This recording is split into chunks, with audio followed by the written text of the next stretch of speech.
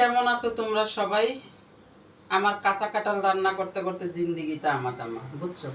আগে একবার রান্না করে দিছি গরু মাংস দিয়া, আবার মেয়ের খাইতে মন চাইছে কাঁচা কাঁঠাল।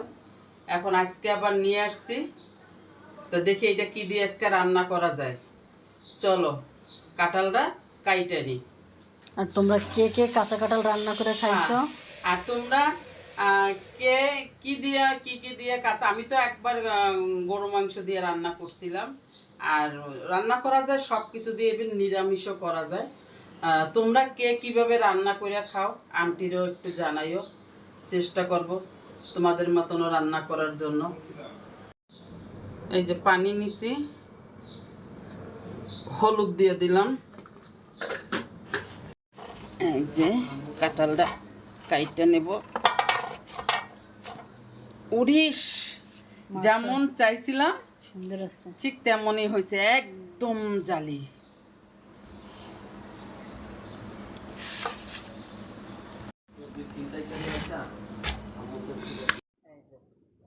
এই হলুদের পানির ভিতরে দিয়ে দেব।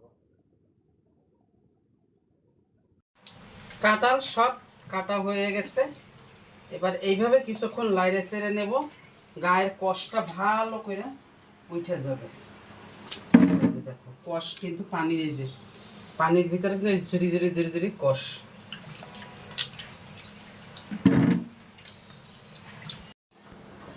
আরো 10 মিনিটের মতন পানিতে এইভাবে ভিজাই রাখবো, একটু কষও নাই, সব ছুটে গেছে। এই ফাঁকে চিংড়া মাছটা কাইটা নেব। কাঁঠাল আর একবার ধুইয়া এই যে একদম ফ্রেশ করে নিছি।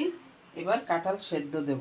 আর এইখানে কাঁঠাল রান্না করার জন্য কাঁচামরিচ নিছি কয়েকটা, নারকেল নিছি।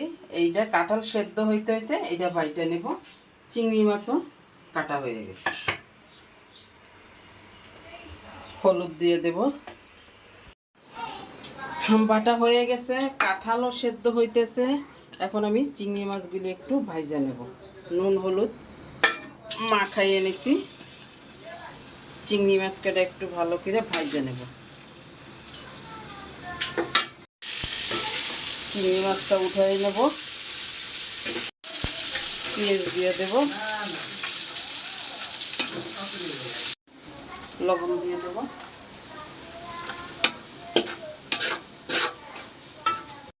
পেঁয়াজের সাথে সাথে নারকেল আর কাঁচামরিচ বাটাটাও আমি একটু ভাইজা নেব সুন্দর করে।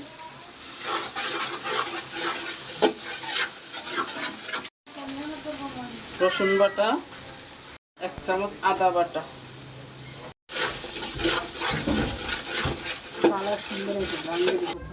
সব কিছুর একটা মিল আছে, তাই না আনারকলি? হ্যাঁ, সুন্দর গান। নারকেল, কাঁচামরিচ, চিংড়ি মাছ, 1 চামচ শুকনো মরিচের গুঁড়া, ওরে বা, হলুদ 1/2 চামচ,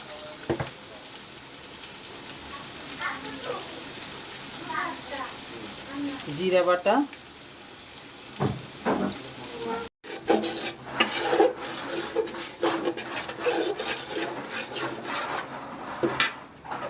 সামান্য একটু ম্যাজিক মশলা,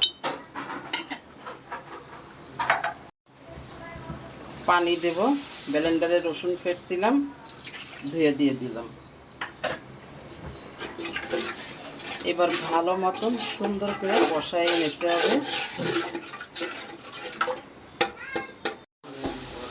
এই যে কাঁঠাল এইখান থেকে এখন আমি উঠে উঠে এইখানে নিয়ে সুন্দর করে কষাবো। এখানে চুলা করে দেই।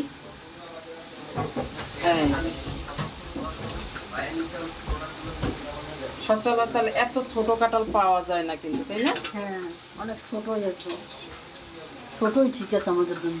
হ্যাঁ, ভালো করে কাঁঠাল বাবা জিরে কষাই নেব।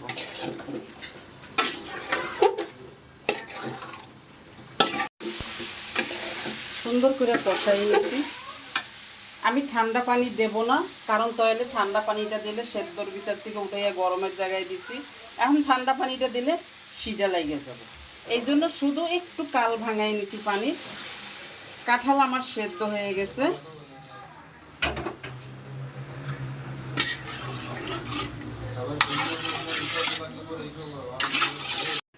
এবার উপর থেকে আমি চিংড়ি মাছটাও দিয়ে দেব।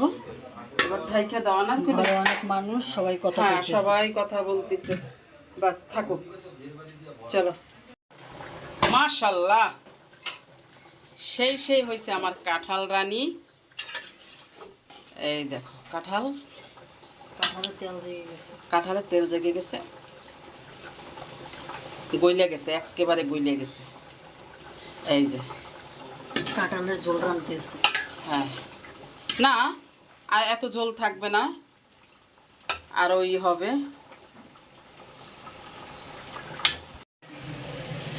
এই যে তরকারি হয়ে গেছে, এখন নামাই ফেলবো। মাশাআল্লাহ সুন্দর হয়েছে। শেষ, চুলা নিভাই দিলাম।